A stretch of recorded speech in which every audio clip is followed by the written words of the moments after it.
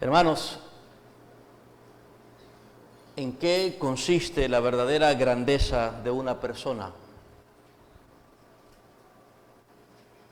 ¿Lo saben ustedes? ¿Lo han oído? ¿Qué han oído? ¿Qué saben ustedes acerca de la grandeza de una persona?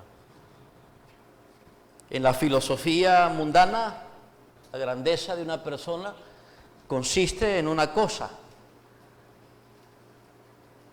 Y en la filosofía cristiana, la grandeza consiste en otra. Así que no podemos estar de acuerdo con una manera de pensar como la que el mundo piensa acerca de la grandeza de una persona y pensar a la vez de la misma manera como el cristianismo, Cristo y la palabra de Dios nos enseña sobre la grandeza. Son dos ideas, dos conceptos, dos realidades distintas, opuestas. En nuestra sociedad y cultura del mundo, la grandeza se entiende como poder y fuerza. Esa es la grandeza. Eso es lo que culturalmente se acepta. Poder y fuerza. Esa es la verdadera grandeza. Nadie quiere ser débil. La debilidad es sinónimo de fracaso. Ser débil equivale a ser un perdedor. Entonces se nos alienta a ser fuertes, o al menos parecer fuertes. ¿Por qué? Porque solo con fuerza o fortaleza y poder se cree que se puede triunfar y que se puede lograr lo que se propone en esta vida para usted. Poder y fuerza. Solo siendo fuerte tendrá éxito en la vida. Eso es lo que se dice. Algunos usan la fuerza de sus emociones para manipular a los demás. Otros usan el intelecto, o sea, sus conocimientos, lo que saben, lo que han aprendido, lo que han adquirido del saber, para intimidar a los que no saben. Otros utilizan la fuerza de su personalidad o los rasgos de su carácter. Como dice la psicología moderna, que hay diferentes perfiles de personalidad y los más atractivos de esos perfiles son los sanguinarios, no los sangrientos, no los melancólicos, sino aquellos con un carácter explosivo, dominante, sobresaliente, extrovertido. Entonces muchos usan la fuerza de su personalidad para controlar a otros. Otros usan la experiencia de la vida como una fortaleza para suplantar a otros. Otros usan su posición social como una fortaleza o poder para ridiculizar a los demás. Y por supuesto, lo más común es que otros usen los recursos, el dinero, para explotar a otros, para abusar de los demás. Usan lo que parezca darles fortaleza, lo que parezca darles poder, a fin de lograr sus metas personales. Este es un mundo con una filosofía de competitividad o de rivalidad. Eso es lo que, hermanos, eso es lo que tenemos actualmente. Y con eso tendremos que vivir hasta que el Señor regrese en juicio. Eso es lo que tenemos. Pero no tendríamos que ser así. Esta es una forma de pensar anticristiana. En este mundo aprendemos lo contrario a lo que nuestro Señor Jesucristo enseñó y nos modeló. Sus palabras fueron: sabéis que los gobernantes de los gentiles se enseñorean de ellos. Y que los grandes, los importantes, los fuertes, los poderosos en este mundo ejercen autoridad sobre ellos. Pero luego dijo, no ha de ser así entre ustedes, sino que el que quiera entre ustedes llegar a ser grande, será el servidor de ustedes. Como podemos ver, nuestro Señor nos dijo que lo que parece fortaleza en el mundo es más bien signo de debilidad. Lo que parece fortaleza en la cultura mundana no es fortaleza, es debilidad de carácter. La gente se apoya en ese tipo de fortaleza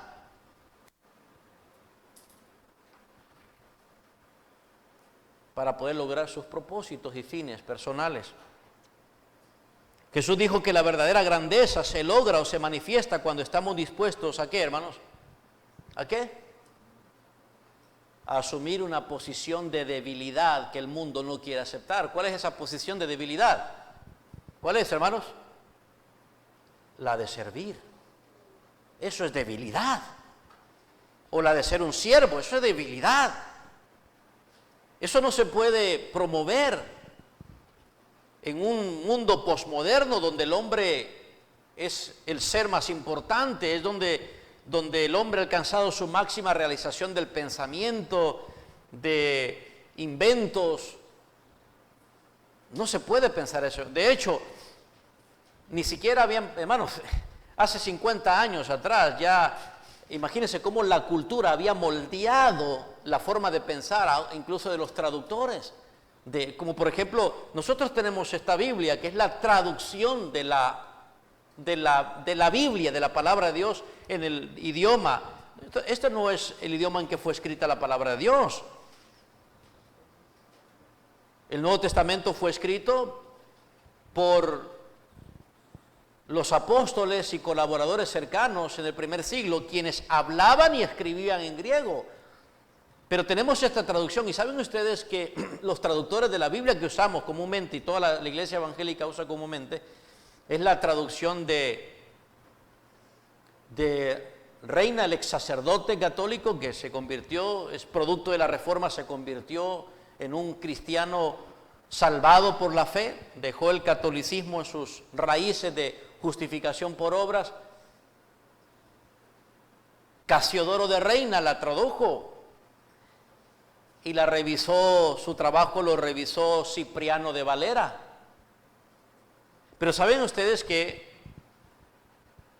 él en su traducción, ya para entonces, o sea, dije 50 años, más de 500 años atrás, ya para entonces cuando se tradujo, ya tenía estos traductores, ya tenía un prejuicio, la cultura les había moldado, tanto así que en la traducción de ellos, la palabra esclavos fue quitado. Era algo muy fuerte para referirse a cristianos esclavos. Y entonces tradució más siervos. Pero lo cierto es que en el paso del tiempo, aún esa palabra siervos, que quedaba muy, muy pobre en relación a la palabra esclavos, poco a poco se ha ido incluso, ha ido tomando otros matices. Siervos. En nuestra cultura, aún llamarnos siervos es sinónimo de debilidad, es algo humillante. Pero Jesús dijo que esa es la verdadera grandeza, se logra y se manifiesta cuando estamos dispuestos a asumir posición de debilidad. Y esa posición de debilidad equivale a ser un siervo para servir a otros. ¿Qué tipo de siervo? Un siervo sacrificado. Hermanos, el mundo entonces tiene una oferta y promueve y propaga una idea de fortaleza y de poder. ¿Prefieren ustedes la ilusión de esa fortaleza del mundo en vez de la realidad de la debilidad que Cristo nos propone y nos modela? El Señor quiere que entendamos que la verdadera fuerza aparece cuando dejamos de aparentar fortaleza. ¿Saben cuándo aparentamos fortaleza, hermanos? ¿Saben cuándo nos ilusionamos con que tenemos poder y fuerza? Porque eso no es una ilusión. ¿Saben cuándo? Cuando exigimos, cuando controlamos, cuando queremos dominar, cuando queremos superar a otros, cuando envidiamos a otros, cuando competimos contra otros para desplazarlos. Todo eso son ilusiones de fortaleza y de poder. Todo eso es opuesto a la verdadera grandeza. La verdadera grandeza surge cuando comenzamos a servir al Señor y a su iglesia. Así es como Él nos vino a servir. Él dijo, no he venido a ser servido, sino a servir y a dar mi vida por otros. Hermanos, vino a dar su vida por otros. Ahora me pregunto, ¿quiénes son esos otros por quienes Jesús dio su vida? ¿Quiénes son esos otros? ¿Dirá alguno de ustedes, por mí? ¿Dirán algunos de ustedes por mí? ¿Sí? ¿Por ustedes dio su vida Jesús? ¿Dio su vida en servicio sacrificial por ustedes? ¿Quién dice por mí? ¿Y quién eres tú? ¿Y quién soy yo para que Él haya dado su vida en servicio por nosotros? Dio su vida en servicio por pecadores. Dio su vida en servicio por impíos. Dio su vida en servicio por sus enemigos. Dio su vida en servicio por pecadores como nosotros. El Creador vino a dar su vida en servicio por insignificantes criaturas. Y nosotros estamos dispuestos a servirnos a nosotros mismos en mayor grado e incluso de vez en cuando a servir a otros si califican dentro de nuestras, ¿qué? Condiciones.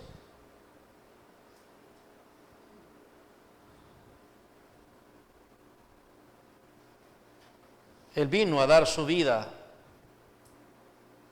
Él vino a servir y dar su vida por otros. ¿Qué les parece eso, hermano? El máximo poder y fortaleza de Dios se manifestó cuando nos sirvió. Cuando nos sirvió en un sacrificio tan alto. Y de esa misma manera el máximo poder y fortaleza de Dios se puede manifestar en cualquiera de nosotros, que aunque somos débiles humanos, si nos disponemos a servir a los demás, así como el Señor lo hizo, seremos grandes. Lo paradójico en la vida cristiana, entre muchas paradojas o entre muchas contradicciones en el cristianismo, es que uno es fuerte cuando es débil. Uno es fuerte cuando es débil. Uno es fuerte cuando reconoce su debilidad y se apropia de la fortaleza del Señor. El cristianismo es en esencia servicio sacrificial por otros. Entonces, hermanos, ¿qué creen ustedes? ¿Debemos de dejar nuestra vida centradas en nosotros mismos? ¿O debemos seguir como cualquier ser humano lo hace en la cultura de este mundo, donde se busca protagonismo, satisfacción personal, donde se promueve el orgullo y la grandeza y la fuerza y el control de uno y el dominio de uno? ¿Qué tenemos que hacer? ¿Tenemos que dejar la vida de satisfacción personal o no? ¿Queremos ser como Cristo o no? ¿Queremos vivir sirviendo sacrificialmente o no? ¿Qué dicen ustedes, hermano? Porque de esto se trata el pasaje que hemos estado considerando el domingo pasado, en Filipenses capítulo 2, versículos 29 y 30, de donde extraemos el sermón que vamos a continuar esta mañana.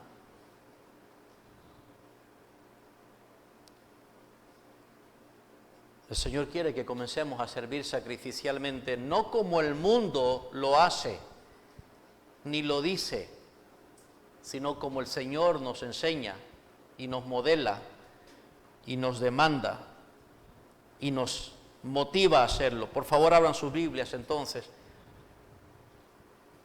En Filipenses capítulo 2, si ustedes recuerdan el domingo pasado que comenzamos, leímos desde el versículo 12. Sí, me gustaría volver a leer el versículo 12. Varios de ustedes no estuvieron el domingo pasado. Vamos a estar poniendo la atención de nuevo al versículo 29 al 30. Ahí donde el apóstol Pablo concluye su pensamiento, pero no podemos entender su conclusión si no entendemos realmente todo su argumento.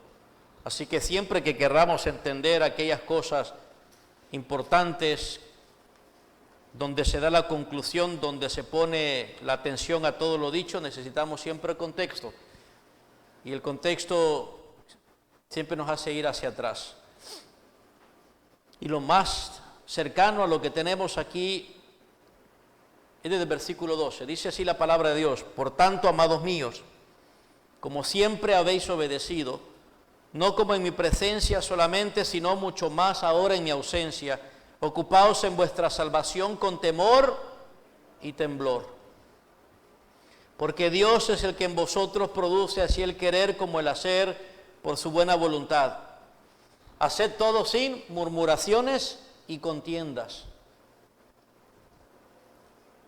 para que seáis irreprensibles y sencillos, hijos de Dios sin mancha en medio de una generación maligna y perversa, en medio de la cual resplandecéis como luminares en el mundo, asidos de la palabra de vida, para que en el día de Cristo yo pueda gloriarme de que no he corrido en vano, ni en vano he trabajado. Y aunque sea derramado en libación sobre el sacrificio y servicio de vuestra fe, me gozo y regocijo con todos vosotros. Y asimismo gozaos y regocijaos también vosotros conmigo. Espero en el Señor Jesús enviaros pronto a Timoteo, para que yo también esté de buen ánimo al saber de vuestro estado. Pues a ninguno tengo del mismo ánimo, y que tan sinceramente se interese por nosotros. Porque todos buscan lo suyo propio, no lo que es de Cristo Jesús. Pero ya conocéis los méritos de Él, que como hijo a padre ha servido conmigo en el Evangelio. Así que a este espero enviaros, luego que yo vea cómo van mis asuntos, y confío en el Señor que yo también iré pronto a veros, a ustedes. Mas tuve por necesario enviaros a Epafrodito, mi hermano y colaborador y compañero de milicia, vuestro mensajero y ministrador de mis necesidades. Porque él tenía gran deseo de veros a todos vosotros y gravemente se angustió porque habías oído que había enfermado. Pues en verdad estuvo enfermo, a punto de morir, pero Dios tuvo misericordia de él, y no solamente de él. Entre paréntesis, hermanos, ¿por qué el apóstol Pablo dijo que Dios tuvo misericordia de Epafrodito y también de él? Bueno, de Epafrodito porque Dios que evitó la muerte, ¿verdad? Y de Pablo, ¿por qué? Porque evitó la tristeza de saber que Epafrodito hubiese muerto, ¿verdad? Y hoy en día nosotros, hermanos, cuando alguien no muere, decimos, ay, para algo lo necesita el Señor. En vez de decir, qué misericordia. ¿Saben qué es misericordia? Recibir lo que uno no merece. Uno no merece vivir, hermano. Cuando alguien muere, decimos, ay, no, qué injusto. ¿Por qué Dios permitió que se muriera? ¿Qué? ¿Por qué Dios permite que vivamos? El apóstol Pablo lo sabía. Por misericordia, hermanos. Por misericordia. Y que todavía el corazón no se nos ha parado. Tuvo de él misericordia, y no solamente de él, sino también de mí, para que yo no tuviese tristeza sobre tristeza. Así que le envío con mayor solicitud, para que al verle de nuevo os gocéis y yo esté con menos tristeza. Y aquí llegamos a nuestros versos.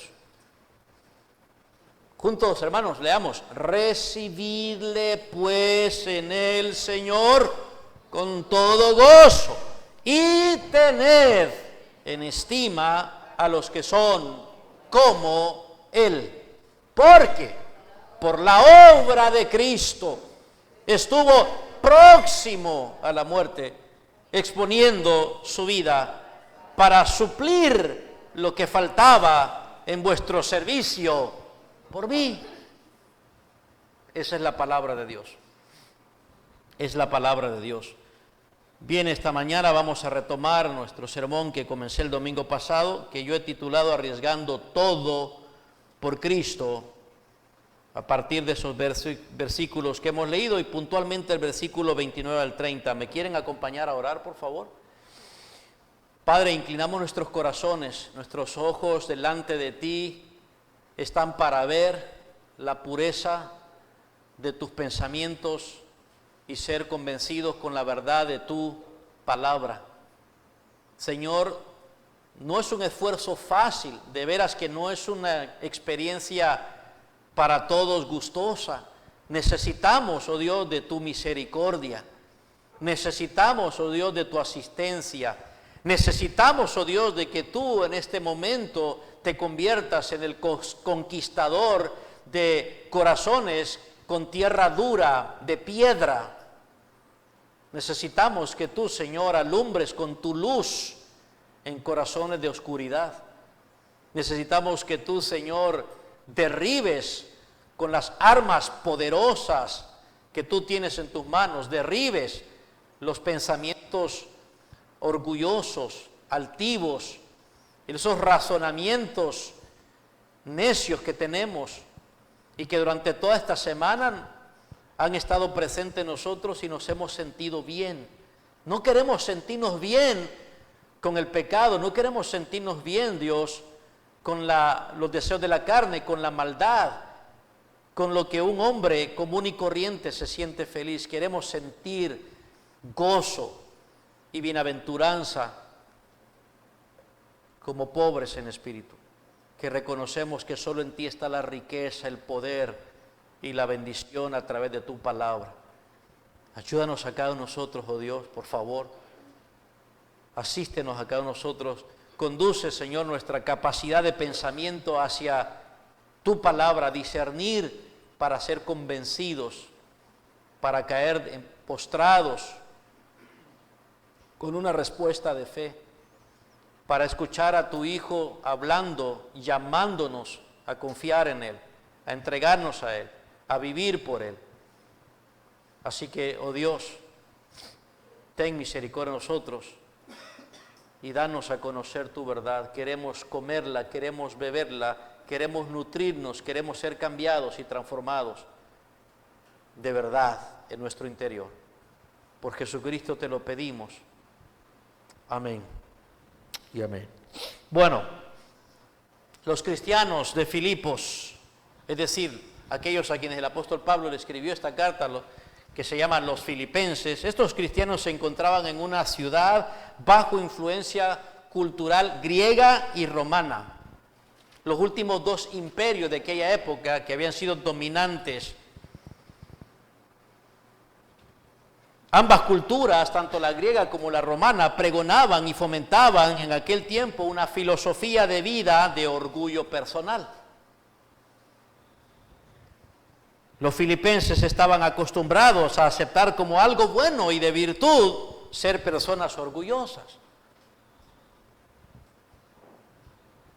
Por ejemplo, el orgullo de ser un ciudadano romano.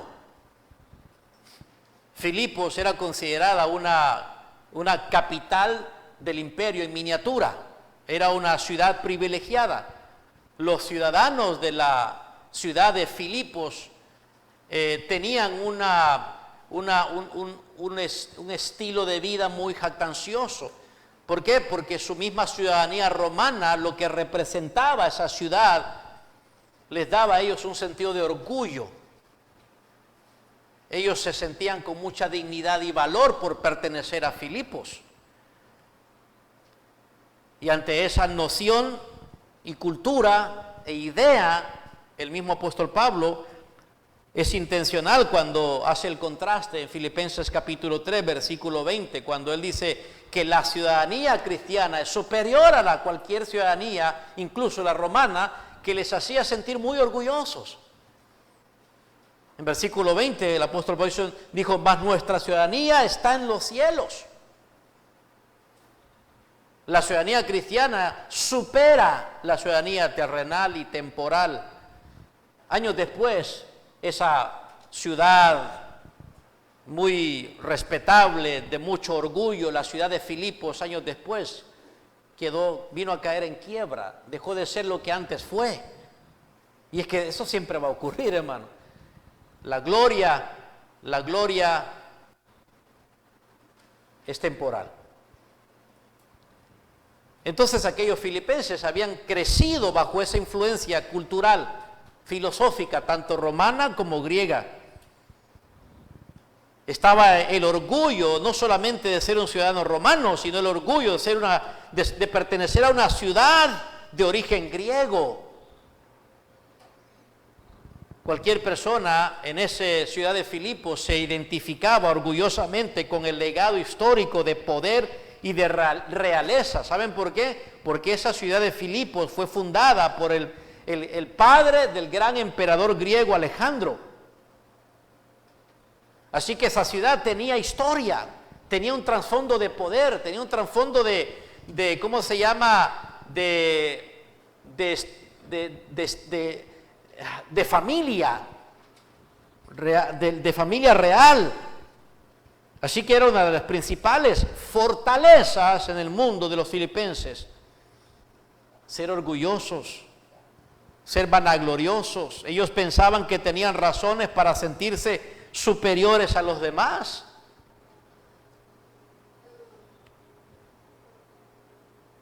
Ellos, al igual que la mayoría de los ciudadanos en aquel tiempo, bajo la influencia griega, bajo la influencia de la filosofía griega, del pensamiento griego, ellos creían que la debilidad era algo, ¿cómo se llama?, vergonzoso, algo no deseable.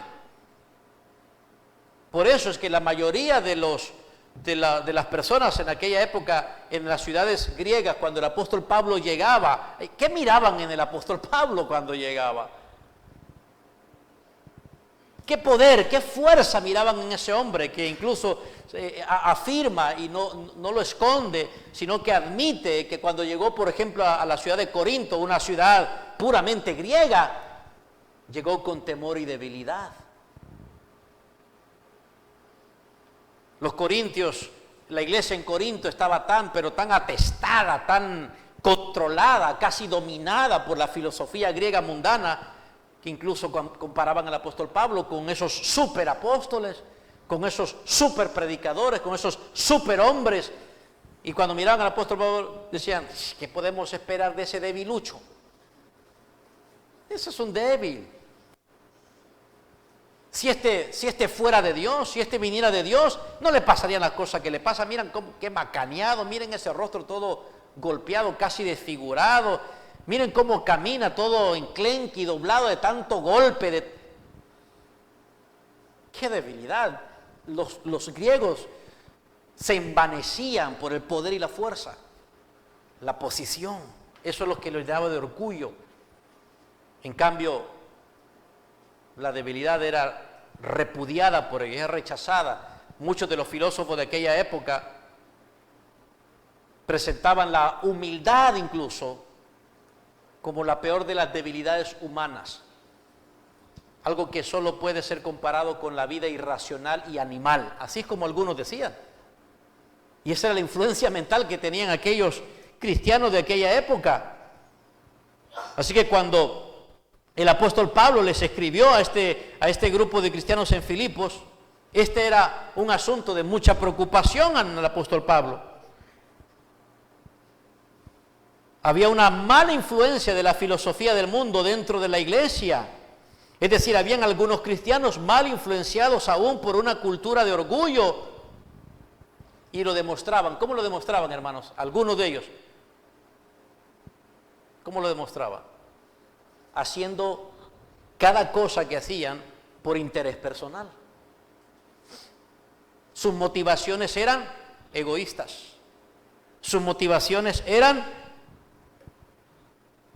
de interés personal, puro orgullo, incluso en las actividades más nobles y religiosas, como la predicación del Evangelio. Por ejemplo, leemos en el capítulo 1, versículo 15, el apóstol Pablo se refiere, dice, algunos a la verdad predican a Cristo por envidia y contienda. Oigan eso, hermano.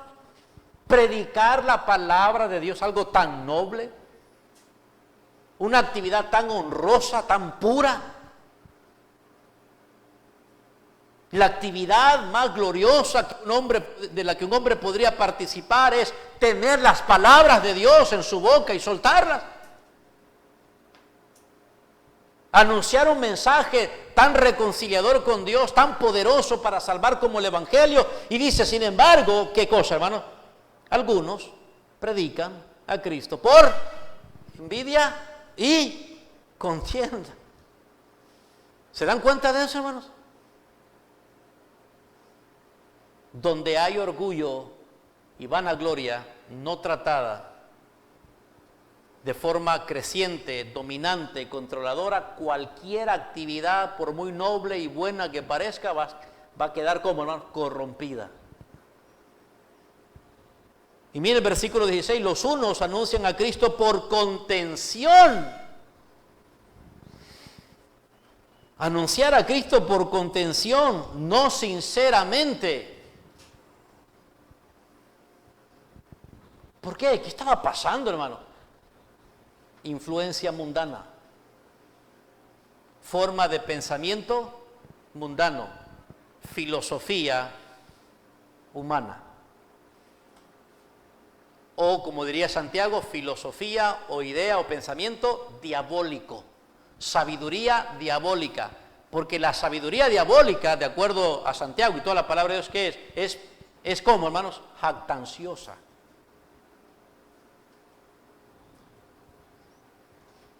Entonces esta era una realidad y un gran problema. La enseñanza de Cristo y de los apóstoles se oponía a esta cultura en el pasado. Y yo les pregunto, ¿y las enseñanzas de Jesús se opondrán a esta cultura en el presente? ¿Y tenemos los mismos problemas hoy nosotros en el presente? El apóstol Pablo fue directo y fue explícito desde el principio de su carta con dar un tratamiento cuidadoso al mal que estaba infectando a la iglesia de Filipos, esa iglesia de Cristo. Y ese mal era el orgullo, la arrogancia personal, esa ilusión de poder y de fuerza que estaba amenazando la unidad de la iglesia y su edificación. Por eso desde el comienzo el apóstol Pablo seleccionó bien sus palabras. Y miren lo que dice él en el versículo 1, capítulo 1. Pablo y Timoteo, siervos de Jesucristo. Pablo y Timoteo, siervos de Jesucristo. Eso lo dice al inicio de la carta, en el capítulo 1. En el capítulo 2 leemos que el apóstol Pablo se refiere a él como un siervo, de un modo en la que ya nos hemos referido el domingo pasado, como alguien que estuvo dispuesto, incluso que se ve dispuesto a entregar su vida como una ofrenda líquida, es decir, su vida por completo, totalmente entregada en el altar como una ofrenda de libación, una ofrenda líquida, consumida por el fuego, por servicio a los demás.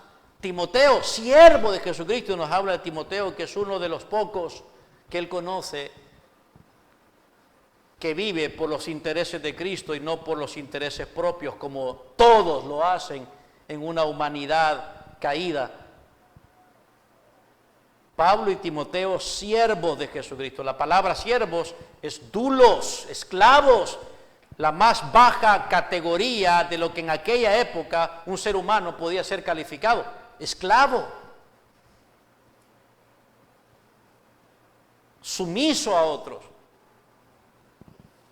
Que ha renunciado por completo a sus derechos para que otro posea el derecho de controlarlo, de gobernarlo, de dirigirlo, de ordenarle, de mandarle.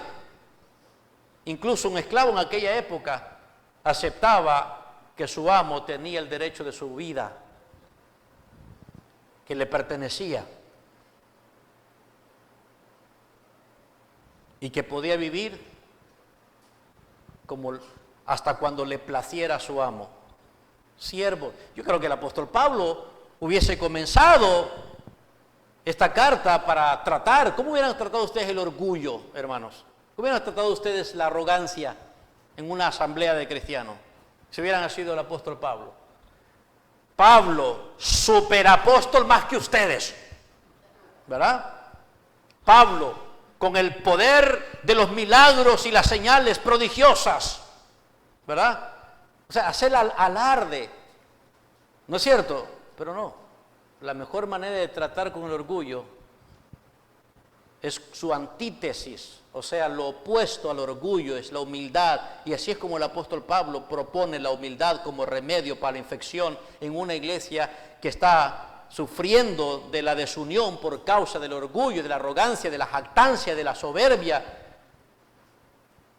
ya sea por cristianos inmaduros o ya sea por nuevos cristianos que se van uniendo, van siendo convertidos, pero todavía, recuerden, vienen con esa influencia del mundo pagano donde han crecido y se la han llevado toda la vida con ese orgullo de ciudadanos romanos y con ese estatus. Siervos de Jesucristo. Cuando nosotros queremos corregir a un orgulloso, terminamos siendo más orgullosos, ¿verdad? Pero el apóstol Pablo no apela a su poder, a su posición, a su certificación como apóstol, no apela a su honor, no apela a su grado, no apela a su llamamiento apostólico, no apela a su categoría única,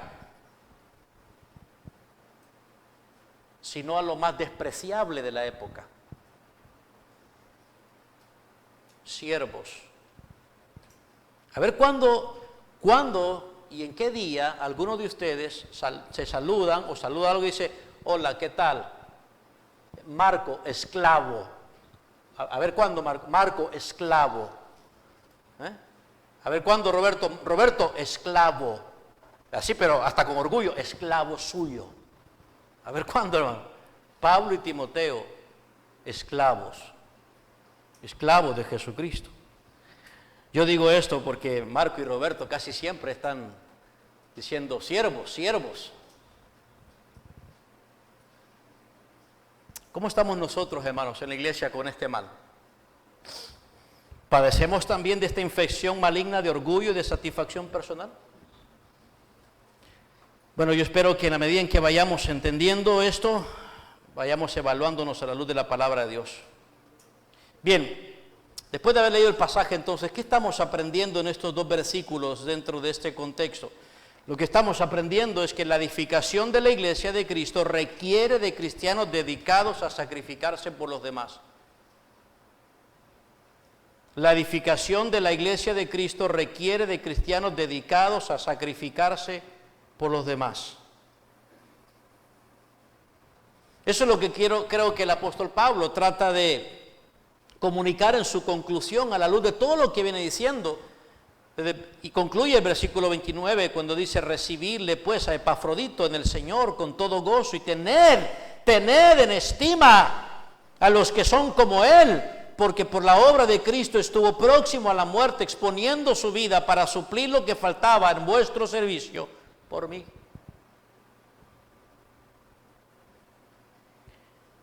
Y una vez que entendamos esto y quedemos convencidos de esto, lo que deberá suceder al aprender todo esto es, tiene que tomar una decisión. ¿Saben una cosa, hermanos? Si terminamos hoy de entender lo que el Señor nos enseña en este pasaje, quiero terminar con un reclutamiento. Y yo me preguntaba cuando preparaba esto, Señor, pero ¿serán estas las palabras más apropiadas para reclutar gente a tu servicio? Porque normalmente uno recluta voluntarios ofreciéndoles recompensas, ¿verdad, hermanos? Uno recluta gente para una causa, ¿cómo, hermanos? ¿Cómo? Ofreciendo algo. Y en este pasaje no hay nada que se nos ofrezca. Porque los servidores de Cristo no necesitan más de lo que ya tienen para servir sacrificialmente. No lo necesitan. Porque no hay nada que nosotros podamos recibir de otro que sea realmente necesario para nuestra posición en Cristo. No hay nada, no nos falta nada para estar bien con Dios. No nos hace falta nada para asegurar nuestro camino al cielo. No nos hace falta nada para tener paz con Dios. Nada nos hace falta para que otros nos lo dé, de tal modo de que nosotros nos ofrezcamos a servir a otros por algo que nos van a dar. Lo que necesitamos ya nos fue dado, hermanos. Esta es una mañana de reclutamiento. Vamos a ver cuántos de ustedes se enlistan al grupo de los servidores sacrificados.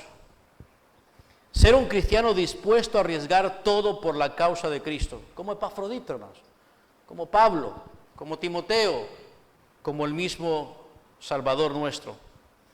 Ahora, podemos encontrar dos razones por las que la iglesia requiere de cristianos dedicados a sacrificarse por los demás. El domingo pasado les dije que algo que caracterizaba a una iglesia con cristianos dedicados a sacrificarse por los demás, ¿qué era, hermanos? ¿Qué era?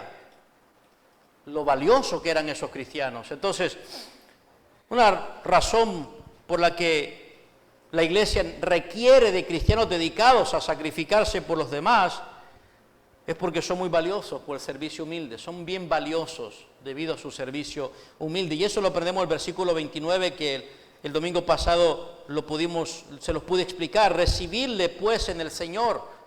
Esta clase de cristiano, esta clase de hermano, este tipo de persona es único. Dice el apóstol Pablo en el versículo 29, tener en estima a los que son como Él, como Él. A los que son de este tipo o clase de persona en particular. Ser como Él, el apóstol Pablo está destacando en esencia ciertos rasgos de carácter de este individuo. Son como Él. Deberíamos compararnos con Él y estimar a los cristianos que son como Él. La palabra estima, se lo dije el domingo pasado, tiene que ver con apreciarlo, valorarlo, estimarlo, realmente darle honor. El apóstol Pablo dice, este tipo de cristiano, dice, recibirlo y tener en estima. Ambas ideas comunican de que este tipo de cristiano debe ocupar un lugar muy especial en la iglesia, debe ser apreciado, estimado, valorado, cuidado, alentado, protegido. Este es el tipo de cristiano que toda iglesia cristiana necesita para ser edificada. Este es el tipo de cristiano bienvenido para edificar la iglesia. No digo, hermano, bienvenido, no me imagino que el apóstol Pablo esté queriendo decir, ni tampoco yo quiero decir, que la iglesia es un conjunto de personas perfectas. O sea, no tenemos ideas de Hitler aquí, de una especie de personas, ¿verdad?, distintivas y superiores. No se trata de eso. El apóstol Pablo más bien se opone al sentido de superioridad entre nosotros. Pero sabe que si dice, deberíamos todos en la iglesia ser como Él. Este tipo de hombre. Las mujeres deberían de ser como Epafrodito. Los varones deberían ser como Epafrodito. Los niños deberían ser como Epafrodito. Los jóvenes deberían ser como Epafrodito. Recibirle pues en el Señor con todo gozo y tener en estima a los que son como Él. Y entonces el domingo pasado explicamos lo valioso que es contar con un siervo humilde. ¿Se acuerdan? ¿Lo recuerdan, hermanos? Y pusimos atención a esas características que el apóstol Pablo mismo identifica de Epafrodito, de acuerdo al versículo 25, llamándole mi hermano. El siervo humilde es alguien considerado como mi hermano. Es sincero, no cabe duda. Tiene afecto. Es genuino. Mi hermano. Así es como un siervo humilde debe ser identificado y debe ser reconocido con estas características. Es valioso ese siervo humilde porque no cabe duda de que es mi hermano. Mío. Está ese sentido, como decía, de énfasis del apóstol Pablo, el hermano de mi corazón, el hermano mío, el hermano de mi intimidad, el hermano de mi vida. Es mi hermano. mi hermano, ¿y qué más, hermanos? Y mi colaborador, ¿se acuerda? El que se pone a trabajar de lado a lado conmigo. No es el que me critica en el trabajo, no es el que simplemente me evalúa y me queda viendo y dice yo lo haría mejor, es que no hizo como a mí me gusta. Trabaja conmigo, se pone las botas, junto conmigo trabaja mi colaborador. No me imagino a Epafrodito diciéndole, Pablo, tú eres el apóstol, hazlo tú. Mi colaborador. Qué grandeza de este siervo, ¿verdad, hermanos? Junto conmigo trabajando. Y compañero de milicia, leal en la batalla. Este no es un traidor. Este cuida de mí, es leal. Me cuida las espaldas. ¿Sabe quién es su enemigo? Yo no soy su enemigo. ¿Saben de que somos del mismo grupo, del mismo equipo? Luchamos del mismo lado.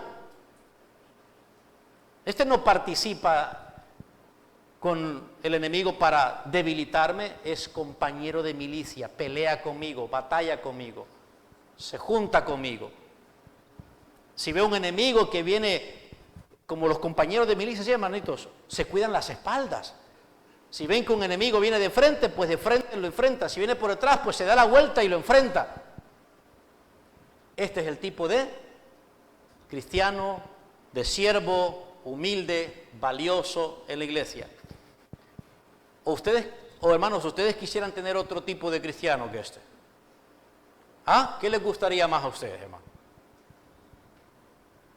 Ahora, estos tipos de cristianos, hermanos, no salen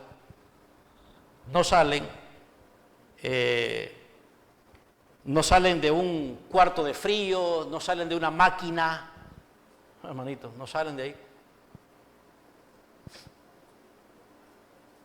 Pero nacen del Espíritu. No salen del mundo. El mundo no nos va a volver así, el mundo nos va a volver en contra de eso. Nacen del Espíritu. Este tipo de cristiano es el tipo de cristiano que todos nosotros debemos ser caracterizados por eso. Creo que el apóstol Pablo a eso se refiere, entre otras cosas, cuando dice que nos ocupemos de la salvación con temor y temblor. Ocuparnos de la salvación. O sea, ¿qué significa ocuparme de la salvación? No significa lograr la salvación. No significa que tengo que hacer algo por ser salvado. Porque nadie se gana la salvación, porque la salvación no es por obras. Entonces, ¿qué significa ocuparme de la salvación? Bueno, la palabra es un poco compleja, pero la idea que tiene es trabajar o llevar a cabo un trabajo con lo que se tiene. O sea, tengo la salvación, pues entonces que se vea que esa salvación trabaja y opera, actúa. Muchas personas les gusta la doctrina de seguridad de salvación, les gusta la doctrina de la seguridad de salvación, les gusta, salieron de otros grupos que creían en lo contrario y les gusta saber que hay seguridad de salvación. Y claro que es glorioso, hermanos, es glorioso que nuestra alma esté segura eternamente en Cristo por su obra en la cruz y su resurrección. Estamos salvos, siempre salvos, pero hay personas que creen que son salvos, siempre salvos y nunca ven la salvación en su vida. No se ve la salvación porque no se ocupan. Y al no ver la salvación tienen razones para examinar si la tienen. Aquí dice el apóstol Pablo ocuparse de la salvación. ¿Cómo se ocupó Epafrodito de la salvación? Llevando la salvación que le había sido concedida hasta sus últimas consecuencias. ¿Cuál fue la última consecuencia de Epafrodito? Servicio humilde, sacrificial. Y como leemos ahí en el versículo siguiente, bueno, versículo 27, pues en verdad estuvo enfermo a punto de morir. Y el versículo 30, estuvo próximo a la muerte, exponiendo su vida para suplir lo que faltaba en el servicio de ustedes por mí. Ese es ocuparse de la salvación, hermanos. No es ganarse la salvación, es ocuparse de la salvación con temor y temblor. Entonces, vimos eso como el apóstol Pablo desde su perspectiva sabía reconocer un siervo humilde como Epafrodito. al cual consideraba valioso, y decía: tengan por valiosos a los cristianos que son como Epafrodito. Así que el apóstol Pablo estaba alentando a la iglesia a deshacerse de toda esa idea contraria, de toda esa influencia cultural, con un estereotipo totalmente mundanal. ¿Qué tipo de personas tienen que haber en las iglesias? Las arrogantes no, las jactanciosas no, las orgullosas no, las soberbias no, las vanagloriosas no. ¿Qué tipo de personas? Los que son como Epafrodito, como el tal Epafrodito. Un hermano, un colaborador, un compañero de milicia, vuestro mensajero, alguien de confianza, un representante de confianza, íntegro, honesto, virtuoso, calificado, y dice: ministrador de mis necesidades. ¿Recuerdan eso? Alguien que se compromete de forma constante a servir a los demás como si estuviera sirviendo a Dios. Ministro. Así que este es el tipo de cristianos que la iglesia requiere. Dedicados al servicio sacrificial. ¿Por qué? Porque son valiosos. Son valiosos. ¿Por qué son valiosos? ¿Por lo que tienen? ¿Por lo que saben? ¿Por lo que pueden? No, hermanos, son valiosos por su servicio humilde. Ahora, en segundo lugar, mientras Epafrodito ejemplifica esa verdadera grandeza, a ese nivel de servicio sacrificial, él se convierte o es usado por Dios como un instrumento que nos provee un patrón de vida al nivel de vida de servicio que nosotros debemos aspirar. Epafrodito modela el espíritu de sacrificio que debe distinguir a un cristiano en la iglesia que se ocupa de la salvación. Este Epafrodito no tuvo que estar en una posición para ser quien fue. En todo caso, si Epafrodito se lo hubiese conocido dentro de la iglesia de Filipos como un ministro, como alguien en una posición de servicio, lo más probable, lo más que Epafrodito pudo haber sido, quizás, aunque no se nos diga de forma explícita, un diácono. ¿Cuál era el talento entonces de Epafrodito? ¿Cuál era su talento, hermano? ¿Cuál era su habilidad? Es el talento y la habilidad de servir a otros con diligencia, como dice el apóstol Pablo en Romanos. Dice que cuando Dios dota a un cristiano, lo dota con servicio, le pone dentro de su interior la capacidad de servir. ¿Y saben qué significa eso? Dice el apóstol Pablo en Romanos capítulo 12, que cuando se trata de servir, que se haga ¿cómo? Con diligencia, fervoroso, un servicio ferviente. La diligencia y el fervor van de la mano. La negligencia y la apatía también van de la mano. En cuanto a servicio, fervoroso. Alguien caliente, alguien encendido, alguien motivado, alguien impulsado, alguien que revienta de energía por servir. Eso es lo que era Epafrodito, ministro. Uno que rendía servicio delante de la presencia de Dios a los demás. Entonces, Epafrodito no necesitaba destacar en lo que un predicador podría destacar, simplemente destacaba por su talento de servicio. Dotado por Dios de manera sorprendente. Y hermanos, en un sentido, nosotros también podemos ser dotados por Dios de esa misma manera. Si no, el apóstol Pablo no estuviese diciéndonos aquí que tengamos en estima a los que son como Él. Que tengamos un modelo en ellos.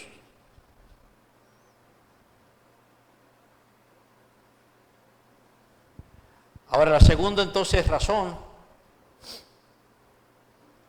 por la que la iglesia requiere de cristianos dedicados a sacrificarse por los demás, la tenemos en el versículo 30 y leemos: porque por la obra de Cristo estuvo próximo a la muerte, exponiendo su vida para suplir lo que faltaba en vuestro servicio por mí. La segunda razón por la que nuestra iglesia requiere de servidores sacrificados como Epafrodito, en primer lugar, es porque ese es el tipo de cristiano valioso, útil, modelo, ejemplar. Pero en segundo lugar, es porque ese tipo de cristiano, esa clase, como le llama el apóstol Pablo al final del versículo 29, están muy comprometidos al servicio humilde. No solo valiosos debido a su servicio humilde, sino que también están muy comprometidos al servicio humilde. Miren lo que el apóstol Pablo afirmó aquí en el versículo 30 de parte de este tipo de cristiano que nosotros debemos estimar y modelar o imitar. Miren lo que afirmó: porque por la obra de Cristo estuvo próximo a la muerte. El apóstol Pablo afirmó que Epafrodito fue un hombre con el corazón de un verdadero esclavo. Tan esclavo como Cristo se hizo esclavo. Solo tenemos que, hermanos, retroceder un poco para ver qué es lo que por esclavo se entendía en aquel entonces. Cuando Cristo se identifica como un esclavo en su humillación para llevar a cabo la salvación nuestra, noten ustedes lo que leemos atrasito, versículo 7, sino que Jesucristo se despojó a sí mismo tomando forma de esclavo. La palabra siervo ahí es esclavo, tomando forma de esclavo. ¿Quién? El Hijo de Dios, hecho semejante a los hombres, y estando en esa condición de hombre, se humilló a sí mismo, haciéndose obediente hasta la muerte. Ese es el punto. Cuando uno se hace esclavo, cuando voluntariamente uno se hace esclavo, voluntariamente uno cede los derechos de uno al otro. Y si el otro le dice, tendrás que morir o morirás, ¿qué hace el esclavo? Moriré. Epafrodito sabía por causa de quién él estaba haciendo eso. Él estaba motivado, no por los hermanos en sí, no porque, me motiva Pablo, es que yo con Pablo me siento tan bien. De todos los cristianos con Pablo, él y Pablo nos entendemos, somos camaradas, es que nos gustan los mismos programas, es que nos gusta comer lo mismo, es que nos gusta jugar lo mismo, es que platicamos lo mismo, nos sentimos lo mismo. No se trata de eso. La motivación de Epafrodito es por la obra de Cristo. Había algo más de mayor interés para Epafrodito que lo motivaba. Era su compromiso con Cristo. Era su compromiso con Cristo. Y ese compromiso con Cristo lo tenía convencido Epafrodito de ser un esclavo, un siervo humilde, hermano, como Cristo, quien siendo esclavo se humilló a sí mismo, haciéndose obediente hasta la muerte y muerte de cruz. Ante ese grado de humillación, Cristo también fue exaltado. Y es que esa es la fórmula, hermanos. La fórmula desde el Antiguo Testamento y en todo nuestro Nuevo Testamento esta es la fórmula de Dios. El que se humilla será exaltado, pero el que se exalta será humillado. Esta es la fórmula de Dios. Pónganlo a prueba, hermanos. Pónganlo a prueba. Pongamos a prueba esa fórmula divina, que Dios resiste al soberbio, pero da mayor gracia al humilde. Pongámoslo a prueba. Entonces Epafrodito está calificado como un siervo de corazón, porque por la obra de Cristo estuvo próximo a la muerte. ¿Saben qué significa próximo a la muerte? Por un pelito estuvo próximo, junto, en el borde de la muerte.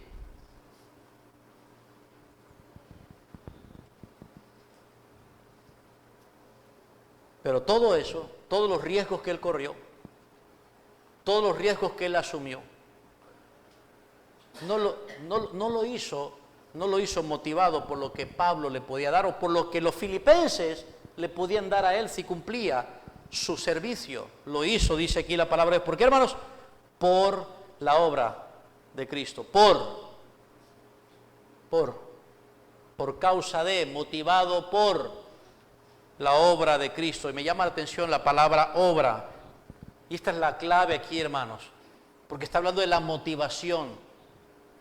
La motivación tanto para nosotros de tener cristianos así en la iglesia, como también de la motivación de Epafrodito para haberse comportado como se comportó, para haber sido como fue, por la obra, la palabra obra. Miren lo que dice aquí, porque por la obra de Cristo, qué interesante. No es por la obra de Pablo, no es por la obra ni siquiera de la iglesia de Filipos, no es ni siquiera por mi obra, es por la obra de Cristo. ¿Qué es lo que está entonces el apóstol Pablo aquí reconociendo de parte con respecto a la motivación de Epafrodito para haber hecho lo que hizo, para haber sido lo que fue? La obra de Cristo.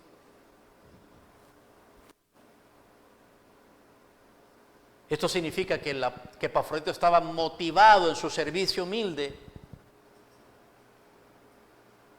a lo que Cristo había emprendido en hacer, no solamente por Epafrodito, sino por toda su iglesia. Es la obra de Cristo, el trabajo de Cristo. ¿Sabe una cosa? Si ustedes regresan conmigo al capítulo 1, el apóstol Pablo utiliza una expresión similar, pero en este caso atribuyéndole la obra de Cristo en la vida de los cristianos. Capítulo 1, versículo 6, estando persuadido de esto, que el que comenzó en vosotros la buena obra, el que comenzó en ustedes la buena obra, la misma palabra, obra, la perfeccionará hasta el día de Jesucristo, llevará a su culminación esa obra en ustedes. Dios el Padre que comenzó en ustedes una obra, un asunto, un trabajo, una dedicación. Miren lo que está sucediendo aquí. Epafrodito es un cristiano, un siervo humilde, comprometido en hacerlo, porque él sabe que su compromiso por hacer este tipo de servicio es el compromiso de Cristo.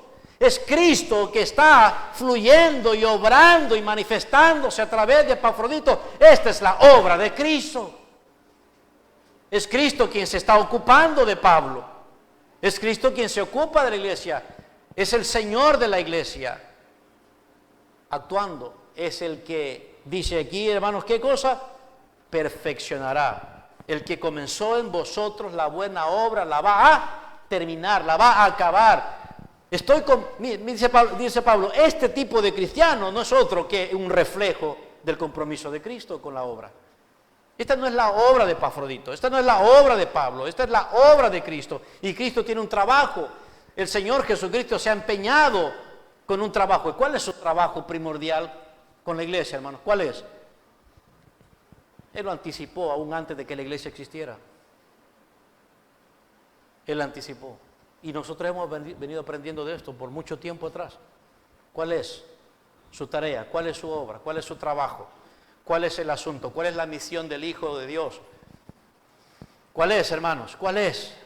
¿Cuál es? Por favor, que alguien me diga, que me haga un ojito por lo menos.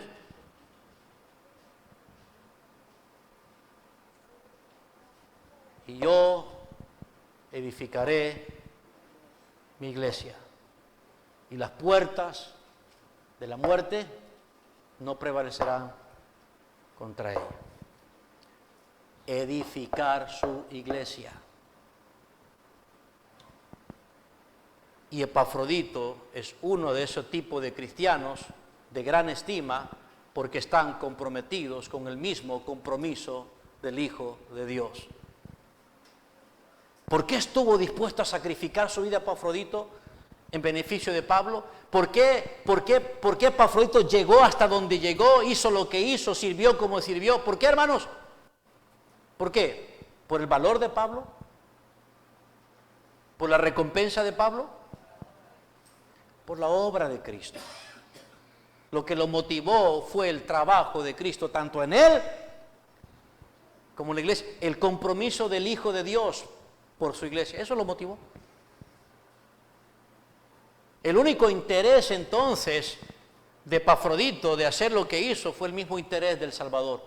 Si regresamos al capítulo 2, eso es justamente lo opuesto de la realidad universal.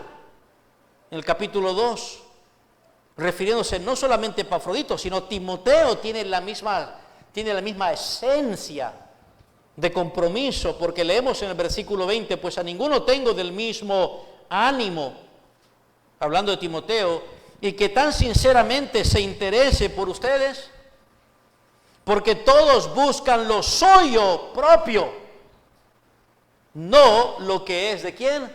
De Cristo Jesús, lo que es. ¿A qué se refiere el apóstol Pablo con lo que es de Cristo Jesús? Es algo neutro, lo que es. ¿Qué cosa es? ¿Qué cosa es de Cristo Jesús? Lo suyo, lo de Cristo. No lo suyo de cada uno, sino las cosas que son de Cristo. ¿Y qué son las cosas de Cristo? Todo lo concerniente a la edificación de la iglesia, hermano. Todo lo concerniente a eso. Así que Epafrodito tenía una concentración, lo cual esa concentración provocaba ese sentido de compromiso y de servicio humilde, la edificación de la iglesia. Epafrodito seguramente había llegado a entender la sustancia del cristianismo original.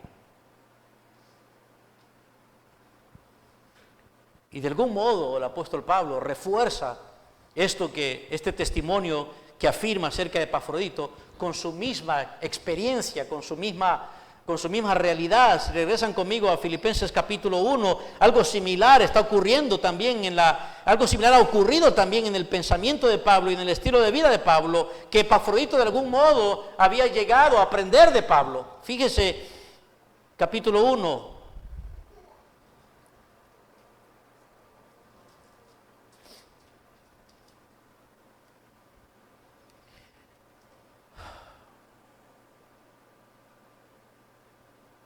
Versículo 21, porque para mí el vivir es Cristo. Uno se pregunta, ¿qué significa vivir, que la vida sea Cristo? ¿Qué significa? ¿Qué significa? El contexto de toda la carta nos dice qué significa. ¿Qué significa, hermanos? Que para mí el vivir es Cristo. ¿El cielo? No es el cielo, hermanos.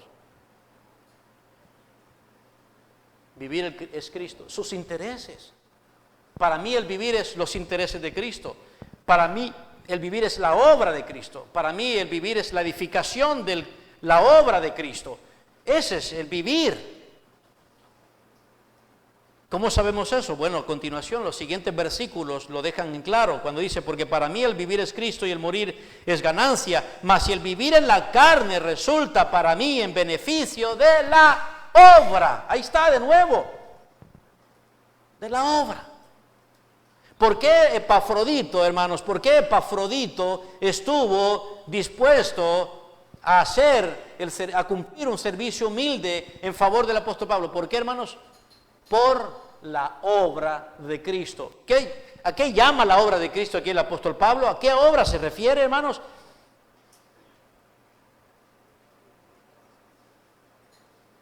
Si el vivir en la carne, es decir, si mantenerme con vida resulta para mí en beneficio de la obra, no sé entonces qué escoger. Ahora, vamos descifrando, ¿qué obra? ¿Acaso se está refiriendo a algo físico? La obra representan personas. Mire lo que dice el versículo que sigue. Porque de ambas cosas estoy puesto en estrecho, teniendo deseo de partir, o sea, morir, dejar el cuerpo y estar con Cristo, lo cual es muchísimo mejor para mí. Si se trata de interés personal, eso me favorecería más a mí. Lo más satisfactorio personalmente para mí es irme de acá. Pero miren lo que dice, hermanos. Pero quedar en la carne es más necesario por causa de ustedes. La misma forma de pensar de Epafrodito. Por causa de ustedes. ¿Saben qué equivale por causa de ustedes? Versículo 22.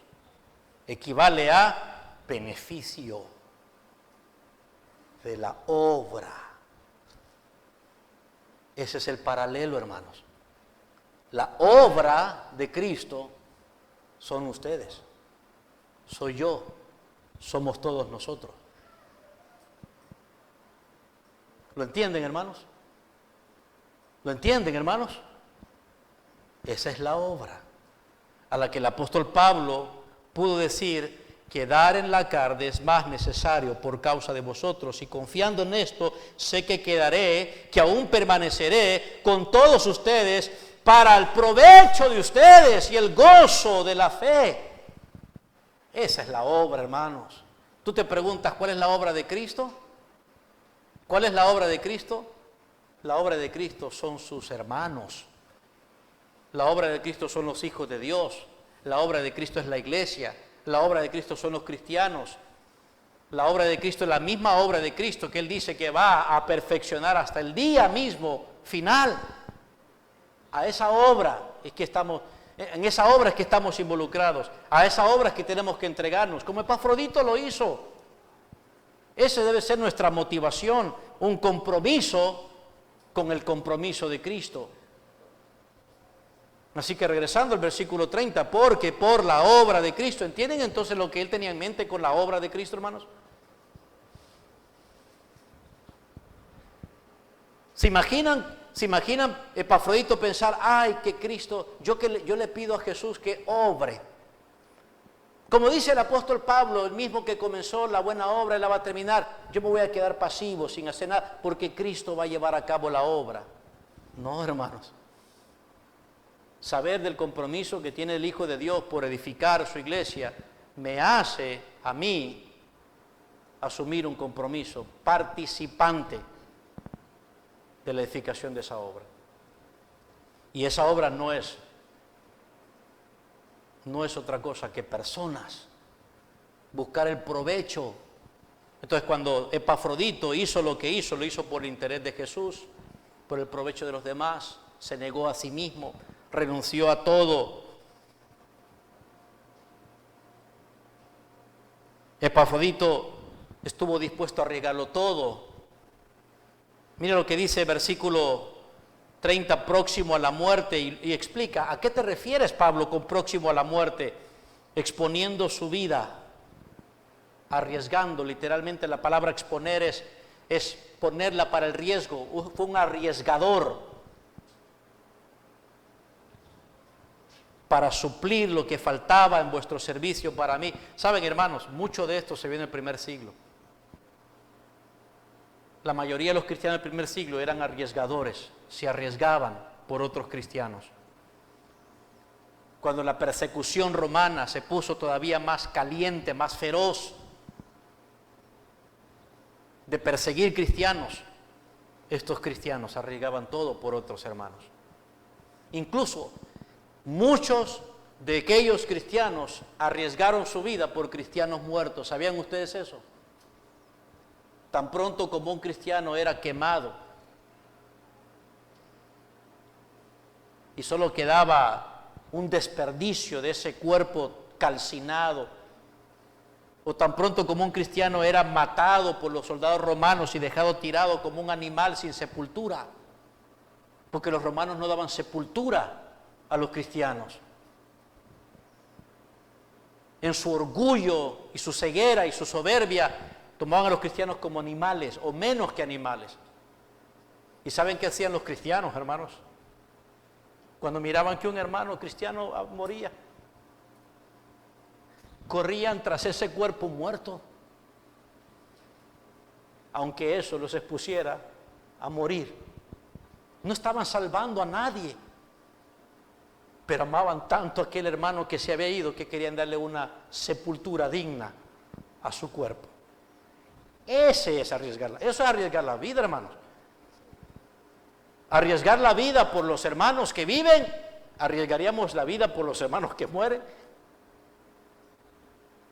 Y eso es lo que Epafrodito, es como si Epafrodito encabezara un ejército de arriesgadores. Me pregunto yo, ¿quién de nosotros va a ser un Epafrodito que encabece un ejército de siervos humildes aquí entre nosotros, exponiendo su vida para suplir lo que faltaba en vuestro servicio para mí? Aquí tenemos entonces a un hombre comprometido, no tan destacado, pero sí dotado por Cristo mismo para cumplir con el compromiso de Cristo, la obra de Cristo. Mientras Epafrodito había sido escogido como el mensajero de la iglesia, en realidad, más allá de su integridad, de su honestidad para llevar el dinero al apóstol Pablo, creo que la iglesia escogió enviar a Epafrodito porque no les quedaba duda. Epafrodito, no tenemos duda de que tú vas a entregar tu vida hasta la muerte. No tenemos duda de eso. Todos aquí sabemos que jamás vas a traicionarnos a nosotros, no nos vas a dar la espalda, no vas a abandonar esta causa. Todos sabemos que no vas a abandonar al apóstol Pablo, no lo vas a traicionar. Todos sabemos aquí de tu compromiso, Epafrodito, todos confiamos en ello. ¿Tenemos hermanos aquí así, hermanos? ¿Tenemos hermanos aquí así? ¿Se sienten ustedes así?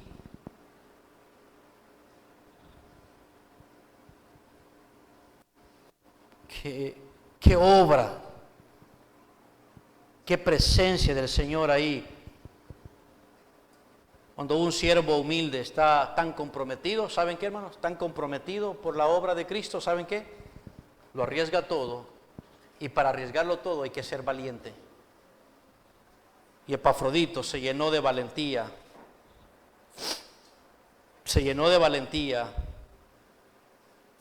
para dar su vida por otros. Dice la palabra aquí que faltaba para suplir donde hay una necesidad, hermanos. ¿Saben una cosa? Donde hay una necesidad, casi siempre nosotros cuando vemos una necesidad, ¿por qué a veces no suplimos necesidades? ¿Por qué a veces no atendemos necesidades? ¿Por qué, hermanos? ¿Por qué? Porque casi siempre lo primero que pensamos cuando vemos una necesidad es, no tengo. ¿Verdad? No tengo. Es que ahorita no tengo.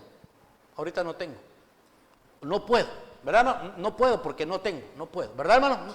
No puedo, no tengo. Pero aquí el apóstol Pablo destaca algo más sobresaliente en un siervo humilde que se dedica a la obra de Cristo, que está comprometido con la obra de Cristo, o sea, con el provecho y el beneficio de los demás. ¿Saben qué es, hermanos? No es que tiene algo, no es que posee algo material, aunque obviamente lo material es necesario, pero hay algo con lo que cuenta que es mucho más importante y que con eso puede llegar a lograr todo, puede llegar a obtener todo. Es valentía, hermanos. Es valentía. Exponer su vida para suplir lo que faltaba. ¿Qué se necesita para suplir lo que falta en alguien? Primero, valentía, hermanos. La valentía. Porque no nos ha dado Dios un espíritu de cobardía, sino que nos ha dado la capacidad de amar a los demás, amar con sacrificio, dominio propio, es decir, tener un buen juicio de decir realmente qué es más importante.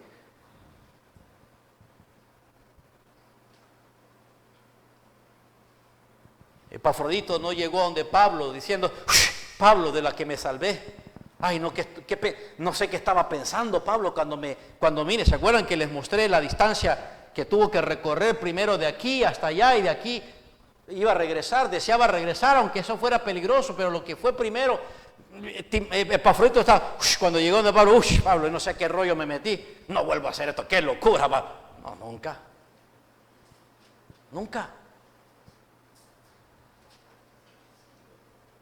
La palabra exponer o arriesgarlo es un verbo es un tipo de acción donde él decidió voluntariamente hacerlo. Epafrodito no tuvo que ser convencido, manipulado, ¿cómo se llama? Chantajeado. No, hermanos. Dice que él por su propia cuenta expuso su vida hasta el punto de morir. Esa fue su elección. Eso es otro, hermano, otro elemento que distingue a un siervo humilde comprometido. No solo a un siervo humilde valioso, sino comprometido. Valentía, lo arriesga todo. ¿Y saben qué otra cosa? Voluntad. Lo hizo por su propia cuenta. Estaba tan motivado por la obra de Cristo.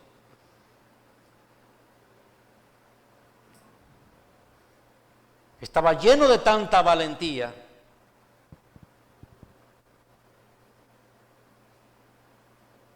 y lo hacía por su propio placer, era su agrado, hermano. Lo decidió por su propia cuenta. ¿Tienen algún mejor modelo ustedes que imitar? Estaba dispuesto a perder su vida por Pablo. ¿Qué creo que estuvo pensando Epafrodito por Pablo? ¿Qué pensó? ¿Saben por qué este servicio tan humilde? ¿Por qué esta humildad? Este grado de humildad. ¿Se acuerdan lo que significa la humillación, verdad, hermanos? ¿Se acuerdan? Capítulo 2, atrás. ¿Se acuerdan, hermanos? No es andar zapatos rotos, ni camisas con hoyos, ni comer baleadas solamente, hermanos, ¿verdad? O frijoles. ¿Qué es humildad? Estimando cada uno de los demás como superiores a él mismo. Versículo 4, no mirando cada uno por lo suyo propio, sino cada cual también por los de otros. ¿Qué vino a la mente de Epafrodito? Cuando la iglesia dijo, Epafrodito, queremos asistir a Pablo. Y Epafrodito dijo, a mí no, ni lo piensen. No, me dispongo. Claro, por la obra de Cristo. Claro, estoy comprometido. Pero ¿qué pudo haber pensado para arriesgarlo todo? Para llenarse de tanta valentía. ¿Saben qué, hermano? Seguro que Epafrodito estaba siendo tan humilde porque estaba considerando al apóstol Pablo como superior a él. La vida de Pablo vale más que mi propia vida. Eso es lo que estaba pensando. ¿Y qué si muero? La vida de Pablo vale más que la mía. ¿Y qué si me arrestan? ¿Y qué si me matan? No importa. Vale la pena el riesgo por ir a servir al apóstol, al hermano. Vale la pena servir a aquel de quien sabemos, hermanos, de quien leímos en el capítulo 1, que estaba dispuesto a seguir viviendo, aunque sea de prisionero, por beneficio ¿de qué? De la obra. Entonces, ven ustedes, ahí no hay rivalidad. Mientras el apóstol Pablo está diciendo, yo estoy dispuesto a dar todo por ustedes, Epafrodito dice, yo también, Pablo. No es eso. ¿Saben qué se llama, hermano? No es rivalidad. El orgullo produce rivalidad. El orgullo produce envidia. Pero ¿saben qué es lo que hay ahí, hermanos? ¿Saben qué es lo que hay ahí? ¿Qué hay ahí, hermanos? Sacrificio mutuo. Pablo está dispuesto a sacrificarse por nosotros, ya lo ha hecho. ¿Saben? De hecho, así comenzó la iglesia en Filipos. Con una persecución fue el apóstol Pablo. Casi lo matan, estaba prisionero, ¿se acuerdan? La iglesia de Filipos comenzó cuando Pablo estaba preso. Y en un terremoto él sale y le salva la vida al que tenía a cargo la vida de Pablo. El carcelero de Filipos, ¿se acuerdan? Ahí comienza esa iglesia. Comienza con un hombre que lo arriesgó todo por la obra de Cristo, Pablo. Entonces dice Epafrodito, si Pablo arriesgó todo por la obra de Cristo, yo también quiero arriesgarlo todo por la obra de Cristo. Pablo es útil para la iglesia. Cuando Pablo dice, tengan en gran estima a los que son como Epafrodito, Epafrodito, ¿qué diría, hermanos? Tengan en gran estima a los que son como Pablo. ¿Hay envidia ahí, hermanos? ¿Hay envidias ahí? ¿Hay rivalidad ahí? ¿Hay competencia allí? No, hermanos, no lo hay. No existe, porque la humildad se opone a todo orgullo. Entonces, aunque Epafrodito sabía bien de los riesgos que estaba involucrado, sabía de que su vida estaba en peligro, Él escogió por voluntad propia, no manipulado, no coercionado, no chantajeado, sino como un siervo humilde, escogió aquello que de acuerdo a la capacidad que Dios le había dado, vendría mejor con valentía para enfrentar lo peor que estuviese por venir, a fin de ¿qué, hermanos? Servir a su hermano por la obra de Cristo. ¡Qué maravilloso! Este es el hombre, común y corriente, tan humano como nosotros. Este es el ejemplo, hermanos. Es Cristo en él, para nosotros. Arriesgarlo todo, poner la vida por los demás. Eso es justamente lo que hizo Epafrodito. ¿Cuántos de nosotros, hermanos, como cristianos,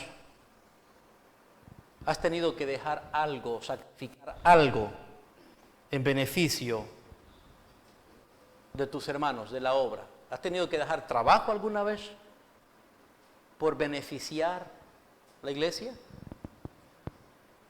¿O has tenido que dejar la iglesia por beneficiar a tu trabajo, a tu empleo, a tu negocio? ¿Has tenido que dejar amigos, amistades, compañerismo mundano por beneficiar y darle lo mejor de tu vida a la iglesia? ¿O has tenido que dejar la iglesia por tus compañeros, por tus amigos, por las fiestas, por el entretenimiento, por los paseos, por esas saliditas de amigos, por la excursión? Caramba, hermanos, las cosas que hacemos nosotros.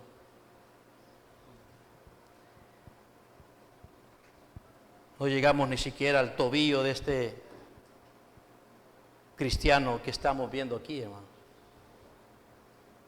¿Has tenido que dejar algo para darlo a la iglesia? ¿Has tenido que perder algo para suplir lo que falta? Pablo representaba, hermanos, Pablo representaba en ese momento crucial un factor importante para la obra de Cristo. Por eso él dice, si al Señor le parece mejor que yo sea provechoso para la obra, pues que me deje. Si no, si me pregunta, yo mejor me quiero ir. Pero si el Señor decide que mi vida es únicamente útil para sus negocios, para su reino, para su obra, pues que me deje.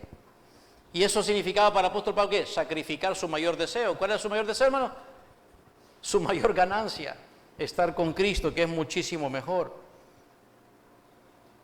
Entonces nosotros, hermanos, debemos preguntarnos, ¿estamos dotados para servir de esta misma manera? ¿Tenemos este mismo sentido de humildad? ¿Contamos con este mismo grado de compromiso? ¿Lo reflejamos? ¿Somos valiosos para la iglesia? ¿Estamos comprometidos?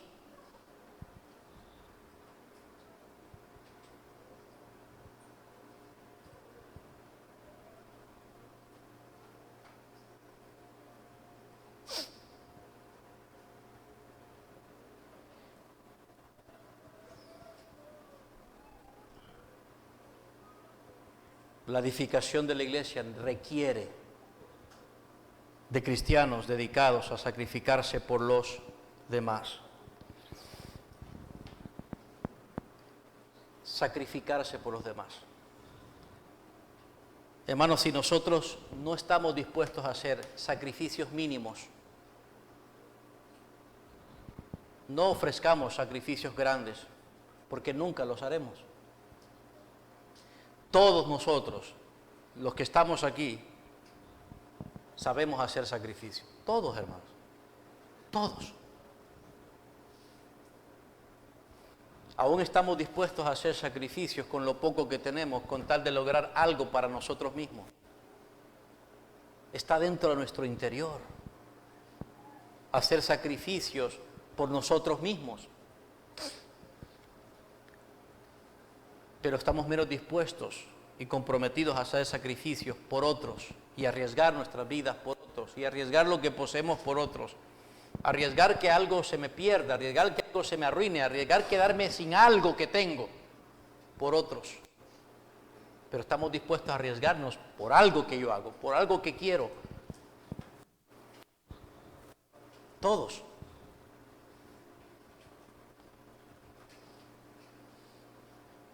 Leí acerca de la vida de un individuo que tuvo un ataque cerebral masivo. Lo dejó con una dolencia llamada síndrome de cautiverio. No sé, hermana Yacira, si usted ha escuchado hablar de eso. Que ella es doctora. Lo dejó con ese padecimiento, síndrome de cautiverio. ¿Qué significa? Bueno, esa enfermedad lo dejó prácticamente reducido a nada. Paralizado casi por completo. Ahora, ¿saben, hermanos, lo sorprendente, lo insólito de esto?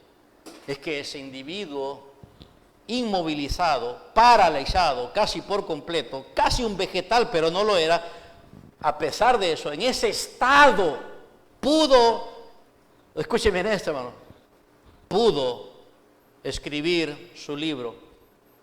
Un libro. En ese estado pudo ser el autor de un libro. ¿Saben cómo fue el autor de un libro en ese estado? Parpadeando el ojo izquierdo.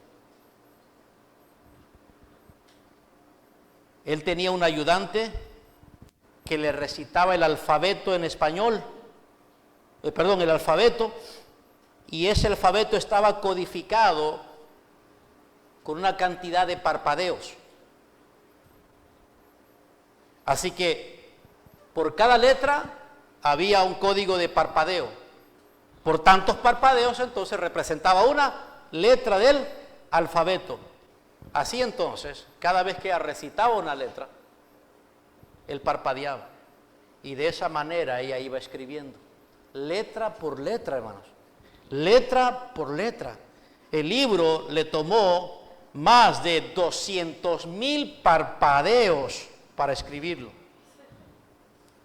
Él utilizó la única capacidad física que le quedaba para comunicarse con los demás. Y su contribución a la humanidad fue un libro. Y por esa contribución estuvo dispuesto a sacrificar todo lo que tenía. Lo único. Y con eso le bastó para hacer lo que hizo. Hermanos, ¿de qué estamos dispuestos nosotros? ¿Qué estamos dispuestos a hacer nosotros por la obra de Cristo? ¿Qué necesitamos nosotros para demostrar que estamos comprometidos como siervos humildes? ¿Dinero? ¿Recursos? ¿Ganarse la lotería? ¿Qué necesitamos, hermanos? Necesitamos nada más ocuparnos de la salvación. Necesitamos que cada uno de ustedes se asegure de estar a salvo, de tener salvación en Cristo. Es todo lo que necesitan. Es tener lo que viene de Jesús. El amor de Él, la comunión, la unidad, todo lo que proviene de Él. Como el apóstol Pablo lo menciona en el capítulo 2. Ya que hay consolación en Cristo, consuelo de amor, comunión del Espíritu, afecto entrañable, misericordia, completen entonces el gozo. En otras palabras, déjense llevar por eso que tienen. Si lo tienen, muéstrenlo. Muéstrenlo, sean lo que son. Si no eres un cristiano, nunca podrás definitivamente ni edificar la iglesia, ni estar dedicado al sacrificio de los demás. Pero si eres un cristiano, debes soltar ya todas esas ataduras de satisfacción personal. Tienes que dejar de de pensar lo mismo que el mundo piensa, tienes que abandonar el orgullo, tienes que abandonar la vanagloria. El apóstol Juan dice que los deseos de la carne y la vanagloria del día no nos hacen bien a nosotros. El amor del Padre no está en uno que se deja llevar por esas cosas. Vamos a hacer lo que tengamos que hacer, como dice el apóstol Pablo, ocuparnos de la salvación con temor y temblor, sabiendo que cuando hay compromiso con la obra de Cristo, no hay ninguna cosa demasiado pequeña cuando se hace para el Señor. Ninguna cosa pequeña. Ninguna cosa pequeña que estemos dispuestos a sacrificar por los demás será tan pequeño con tal de que edifique la obra de Cristo, la iglesia de Cristo. Entonces, esto es lo que hemos aprendido en este pasaje, hermanos, a través de dos razones que caracterizan a una iglesia que requiere de cristianos así. Número uno, porque estos son valiosos. ¿Qué tipo de cristianos son valiosos, hermanos? Los siervos humildes. Y en segundo lugar, porque estos están comprometidos. ¿Comprometidos a qué, hermanos? Al servicio humilde, tal como Cristo está comprometido con nosotros. Esta es la obra de Jesús. La obra de Jesús no es hacernos ricos, hermanos. La obra de Jesús no es darnos, hermanos, cosas materiales, darnos lo que deseamos, soñamos y pedimos. La obra de Cristo no es financiera. Su obra no es material. Su obra es espiritual. Él no vino a asegurarnos obras materiales. Él vino a asegurarnos una obra espiritual. Él vino a asegurarnos una obra que trasciende este tiempo con calidad eterna. Esa es la obra de Cristo. ¿Estás tú siendo motivado por la obra de Cristo? ¿Estará Cristo en ti para terminar la obra que comenzó? Si es así, entonces tienes que ser un cristiano dispuesto a arriesgar todo por la causa de Cristo. Tienes que estar motivado no solamente por la obra de Cristo, sino por Cristo mismo, quien te salvó. Es todo lo que necesitamos para ser un cristiano dispuesto a arriesgarlo todo por la causa de Cristo. Con esas dos razones bastaría para que tú puedas cumplir con la voluntad del Señor aprendida en este caso.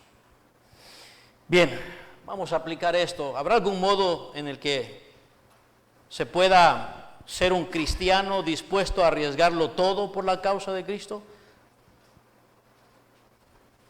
Yo creo que sí, hermanos. Yo creo que lo que el Señor nos está llevando a hacer es a darlo todo, literalmente todo. Yo creo que deberíamos estar pidiendo al Señor que por favor nos permita enfrentar peligros. Hermanos, no tenemos peligros. ¿Saben? Los únicos peligros que nosotros enfrentamos en el día a día son peligros para nuestros propios intereses, pero nunca vemos otros peligros.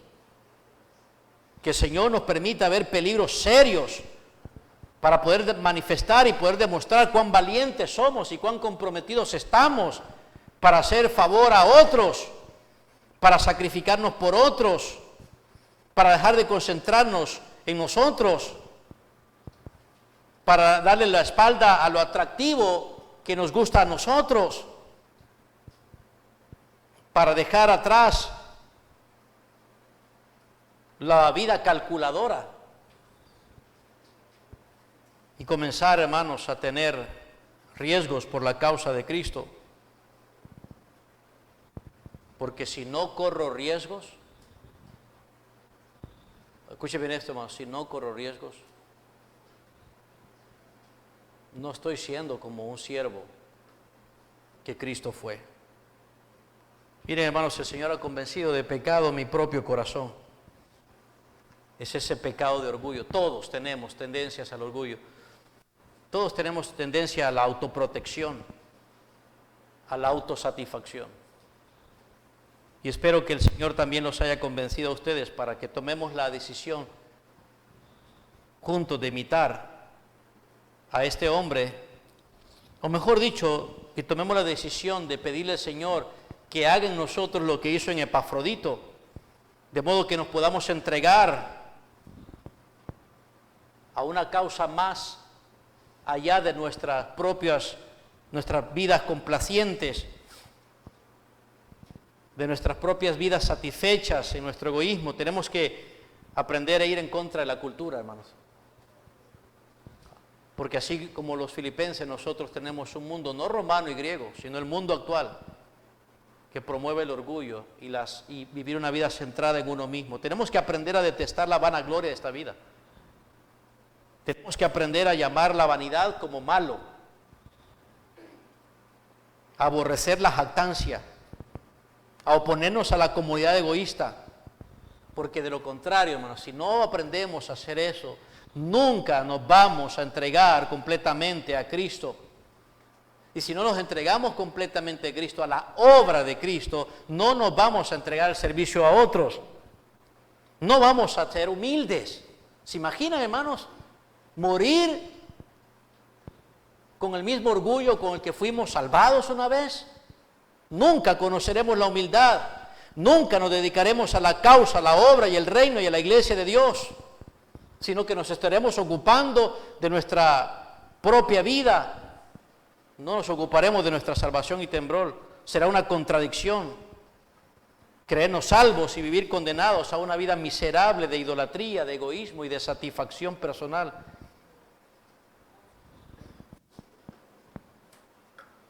No quiero terminar esto, hermano, no quiero terminar este sermón diciéndoles ni que quede la idea de que tenemos que ser como Epafrodito. No se trata de ser como Epafrodito. Tenemos que ser como Cristo. Porque Epafrodito solo estaba manifestando la vida de Cristo. Cristo es nuestro ejemplo supremo para imitar y nuestra fuente de poder para servir, como lo fue para con Epafrodito. Entonces, ¿qué lo van a hacer, hermanos? ¿Van a ser cristianos dispuestos a arriesgar todo por la causa de Cristo? Es lo que quieren hacer. Les dije, esta es una mañana de reclutamiento, hermanos. Si hoy el Señor, me acuerdo en una de las escenas más estremecedoras, más cautivadoras de una de las películas que me gustó mucho por su trama, me gustan mucho ese tipo de películas que tienen grandes valores positivos en cuanto al carácter. Una de ellas a la que me refiero es El Gladiador. Me acuerdo esa escena cuando se llama a los demás a la valentía, a arriesgarlo todo, a entregarlo todo por una causa como la de ellos. Muchos se enlistan, hermanos, para causas que tienen trascendencia temporal. Muchos están dispuestos, hermanos, a unirse y a sacrificar su vida por causas revolucionarias, ¿verdad? Por diferentes cosas que buscan un beneficio para cierto grupo. ¿Cuántos de nosotros, si hoy fuera un día en que has escuchado la voz del Señor diciéndote, ponte de pie si te vas a poner del lado de los siervos humildes? ¿Ustedes se pondrían de pie, hermanos? Si esa fuera la voz que escucharan, si esa fuera la invitación que escucharan, ustedes dirían, heme aquí. Quiero ser uno de esos valiosos, no para creerme más, valiosos por la contribución que hago a la iglesia, comprometido con la obra de Cristo, tanto como Cristo está comprometido. ¿Son ese tipo de personas? Bueno, si ese es su pensar, si esa es su manera de reaccionar en esta mañana, entonces voy a proponerles una serie de aplicaciones que de forma concreta podrían ustedes tomar en cuenta para ver si esto de alguna manera lo pueden comprobar en ustedes, algo medible, algo que se pueda ver cumplido en ustedes. Entonces, como aplicación, a manera de que usted pueda ser un cristiano dispuesto a arriesgar todo por la causa de Cristo, en algo tiene que pensar. Y estas son algunas de las ideas que yo les ofrezco, hermanos. Miren, en primer lugar, vean a las personas a su alrededor. Vean a su alrededor. Pero no vean a los que siempre han estado cerquita de ustedes. Vean de forma global. Piensen en todos los que estamos juntos y aún los que no están esta mañana con nosotros aquí. Pensemos en todos con los que nos hemos juntado como cristianos en esta asamblea. Piensen, por favor. y hagan una lista. O comiencen a hacer una lista. Y sea en la hora del almuerzo, después del almuerzo, pero no duerman esta noche sin haber hecho esa lista. ¿Y qué pueden anotar en esa lista? Bueno, anoten necesidades espirituales de la iglesia. Anoten las necesidades que ustedes identifican, que necesitan ser suplidas. En segundo lugar, anote las necesidades económicas de la iglesia. Anótelas en su lista. Lo que ha notado que se necesita económicamente en la iglesia. En tercer lugar, anote en su lista necesidades físicas, donde los santos y sus hermanos se congregan y se reúnen y se juntan para hacer el ministerio, para encargarse de la obra. ¿Qué necesidades físicas necesitamos en las instalaciones para hacer lo que los cristianos tienen que hacer? Y pónganlas en la lista.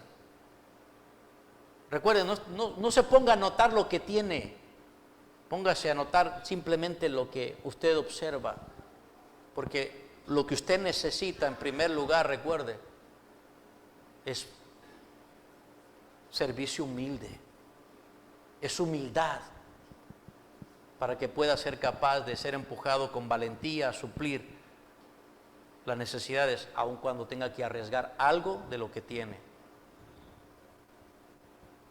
En segundo lugar, yo le sugiero que ore al Señor para actuar controlado por el Espíritu de Cristo, así como el Espíritu de Cristo controló a Epafrodito. Para que esté dispuesto a exponerse. ¿Cuál va a ser el extremo suyo? ¿Cuál será el extremo de cada uno de nosotros? El extremo de Epafrodito fue el extremo de poner en riesgo su vida por todo lo que conllevaba ir hasta Roma para ver a Pablo, el prisionero, el enemigo de Roma. ¿Cuál va a ser su extremo? Ore y cuando ore, admita y asuma los riesgos. Diga, Señor, tengo miedo Señor, sé que, pero quiero arriesgarlo. Quiero ser motivado por ti, motivado por tu fuerza, por tu amor sacrificial. Y en tercer lugar, dispóngase a sacrificarse para suplir alguna de las necesidades de esa lista. Ahora lleve esa lista a la acción. No deje esa lista en papel. Ahora que se vea esa lista. Y no tiene que hacerlo un día, hermanos. Todo lo que usted haya visto en esa lista puede ser algo que lo puede mantener a usted como, hermano, ocupado, como siervo, humilde, hasta que el Señor le llame a su presencia. ¿Saben una cosa? No piensen que estamos vivos todavía, porque como el soltero, Marco, no estás vivo todavía porque no te has casado. No piense que está vivo todavía porque el Señor quiere que usted alcance algo más, o porque su negocio no ha prosperado, o porque no ha alcanzado la máxima posición en el trabajo, o porque usted no ha hecho la riqueza que tanto. No está aquí por eso. Si sigue vivo, tiene que ser para la obra. El vivir es Cristo. Y Cristo representa, ¿qué, hermanos? La obra. Por eso tenemos que estar viviendo. Entonces, hoy es un día de reclutamiento. Y lo que queremos esta mañana reclutar son siervos humildes. ¿Quiénes de ustedes entonces se disponen a servir a la iglesia humildemente? ¿Quiénes de ustedes, hermanos? Si usted entonces es uno de ellos, comience de ahorita a quitar, remover los obstáculos. ¿Y saben dónde están los principales obstáculos para que usted sea parte de esos cristianos estimados y comprometidos? ¿Saben cuáles son los obstáculos? Son los obstáculos del pensamiento, hermanos. Pero no me refiero al pensamiento de, yo no sirvo para nada. No se me refiero a eso. Eso es puro orgullo disfrazado. ¿Saben qué pensamientos me refiero que hoy se tienen que despojar y que están precisamente ahí en su mente? ¿Saben cuáles son, hermanos? Los mismos pensamientos que el apóstol Pablo tuvo que aludir en su carta. Porque el gran problema de nosotros que obstaculiza nuestro servicio humilde es cómo pensamos. ¿Cómo pensamos? Si no, mírenme, escúcheme esto. Si no se despoja de pensamientos orgullosos, esos que tiene ahorita en la mente, mientras yo digo esto, ¿qué sabe el pastor? ¿Qué? Orgulloso él. esos pensamientos, si no se comienza a despojar de esos pensamientos orgullosos, nunca tendrá pensamientos humildes. Y si no tiene pensamientos humildes, nunca tendrá acciones humildes. Esto es serio, hermano. Así que, ¿cuáles deben ser sus pensamientos humildes? Mire, para que usted pueda comenzar a tener pensamientos humildes y llevar a cabo esas aplicaciones y otras más que el Señor le pueda conducir, hermanos, es importante que comience por lo más básico. ¿Y sabe qué es lo más básico? Comience a orar. Comience a orar. Escuche bien esto, no por la lista solamente. Comience a orar por aquellos a los que usted jamás se ha mostrado interesado por servir. Por ellos. Comience a orar como el apóstol Pablo oraba. Mire, eso es lo primero que está en un pensamiento humilde. Comience a considerar a los demás como superiores a usted mismo. Y el apóstol Pablo nos da un ejemplo concreto. Por ejemplo, en el capítulo 1, mire lo que dice el capítulo 1, versículo 3. Doy gracias a mi Dios siempre que me acuerdo de vosotros, siempre en todas mis oraciones, rogando con gozo por todos. Ahí comienza, hermanos, a cambiar el pensamiento. Cuando usted comienza a orar y a sentir, a pensar, porque esa es la idea, pensar algo de los demás superior a usted. Por ejemplo, el versículo 6. El versículo 6. Estando persuadido de esto, que el que comenzó en vosotros la buena obra la perfeccionará hasta el día de Jesucristo. Con expectativa, con esperanza, basada en la promesa. Piense bien de que sus otros hermanos están en las manos del Señor y que el Señor está comprometido con ellos, para que usted se comprometa con ellos. El versículo 7, como me es justo sentir, la palabra sentir ahí no es la mejor manera, esto no es algo sentimental, la palabra sentir en el griego es pensar, como me es justo pensar, esa es la clave. Un pensamiento humilde da lugar a acciones humildes. Como me es justo pensar esto de todos ustedes, por cuanto los tengo en el corazón. Ahí comienza a derrumbarse el orgullo, hermanos, en los pensamientos. Cuando tú piensas de forma distinta por los hermanos, comienza a surgir un compromiso de vivir para ellos. Mira el versículo 9, y esto pido en oración, que vuestro amor abunde aún más y más en ciencia y en todo conocimiento. Haga eso. Comience a pensar de manera superior de sus hermanos. Y eso, tarde o temprano, se va a oponer por completo. ¿A qué cosa, mis hermanitos? A lo que él dice en el capítulo 2, versículo 14. Hace todo sin murmuraciones y sin contiendas. ¿No habrá lugar para eso? Un pensamiento disciplinado, un pensamiento controlado, un pensamiento dominado por la humildad, no va a dar lugar a eso. La paz de nuestro corazón depende de estar pensando humildemente.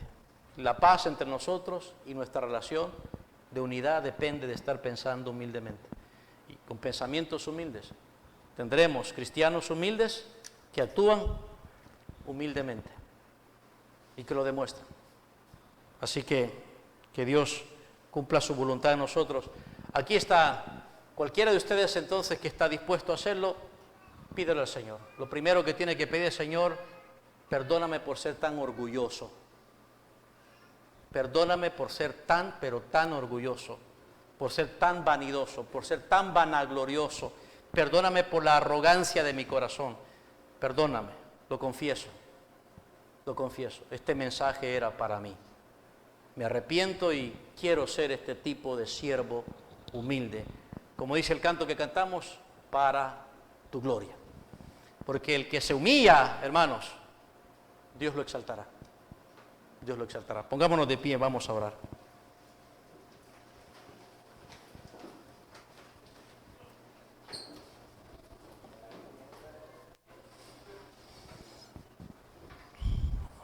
Oremos. Nuestro Dios y Padre Celestial, te damos las gracias de nuevo por habernos permitido concluir con este sermón y escuchar, Señor, de tu palabra escrita, tus pensamientos, tu voluntad, tu deseo y tu verdad para quitar de nuestra mente y corazón las mentiras que hemos creído y que tanto el mundo como Satanás y la carne nos han hecho creer acerca de lo que es vivir para nosotros. De un cristianismo sin sacrificio, de un cristianismo superficial, de un cristianismo fingido, no original. Señor, te damos gracias porque tu palabra siempre llegará donde tiene que llegar y siempre será recibida por aquellos que te conocen y siempre será creída por aquellos que desean que tu palabra actúe en ellos. Señor, te ruego y te pido que este mensaje que nos has entregado pueda ser una limpieza, una purificación y una renovación en nuestro ser que se pueda reflejar en la vida de cada uno de nosotros. Te pedimos perdón, Señor, por toda esa vida orgullosa, por todo ese sentido de superioridad con el que hemos vivido y que aún hemos hecho cosas tan nobles y que aparentan ser tan buenas a los ojos de los demás, pero nuestras motivaciones han sido orgullosas. Así de miserables somos, Dios, que somos capaces de enseñar, de predicar tu palabra, de hacer favores, de ayudar a otros, motivados por orgullo, por algo tan corrompido como eso. Perdónanos, Señor. Ayúdanos a cambiar nuestra manera de pensar, que la humildad, producto de tu Espíritu, comience a controlarnos, que sea esa la energía y la motivación para todo lo que pensamos, decimos y hacemos, que estemos dispuestos a exponer nuestra vida, a llevar nuestra vida a los extremos, de ocuparnos de la salvación con temor y temblor por la obra tuya, con arrepentimiento de corazón, con fe en Jesucristo. Y te pedimos por aquellos que no son cristianos, pero que han sido llamados en esta mañana, oh Señor, a ser siervos, a entregarse, a sacrificarse por tu obra. Te ruego, Señor, que sus corazones estén convencidos de que no les pide sacrificio para que tú los aceptes, sino que antes de estar dispuestos a sacrificar su vida, te ruego que tu Espíritu los convenza de creer el gran sacrificio que hiciste para salvarlos. Que crean en Cristo, que reciban a Cristo, que entreguen su vida a tu Hijo, que dio su vida en sacrificio por ellos, para que cualquier acto de sacrificio, de amor, de servicio, de devoción, sea simplemente un reflejo del sacrificio de tu Hijo en ellos y en todos nosotros. Gracias te damos, Padre. Que seas glorificado, pues, en la vida de los que hemos de ser dotados como Epafrodito, valiosos como Él y tan comprometidos como Él. Gracias por tu obra y tu vida en nosotros. En el nombre de Jesús, Padre, oramos y te pedimos esto. Amén.